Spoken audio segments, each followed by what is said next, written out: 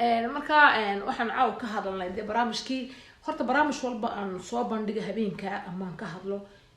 lama waayo qof isagu xanuunkiisa ama yani isagu isku dabaqa ama isagu isku tilmaama marka Soomaalida shantii fayooba laba xanuunsan ay ku jira ama saddex xanuunsan ay ku jira taas waa loo ogyahay waxaan soo hadal qaaday xildhibaanada Foosiye Xaaji Yuusuf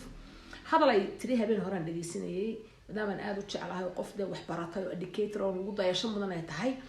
waxay tiri qof walba hadii loo diin la wuxuu bartay Soomaalidu maanta way hagaagi lahayd hadalka dad badan ka gubanaya way de ma jecla way wax jecelin qof walba wuxuu ahayn ama wuxuu u qalmin in la saaro taasna waa maanta Soomaalidu ku degilaaday ama burburka farbadin oo yimaad laakiin hadii qof walba yiraahdo الانسان المناسب في مكان المناسب adduunka wuxuu noqon lahaa ma sha Allah tabaaraka laakiin lama rabo wax la doonayo jaahil in meel aan lagu talagin la dhigo marka dad badan ba ka gubanay aad baan u salaamay Foosiye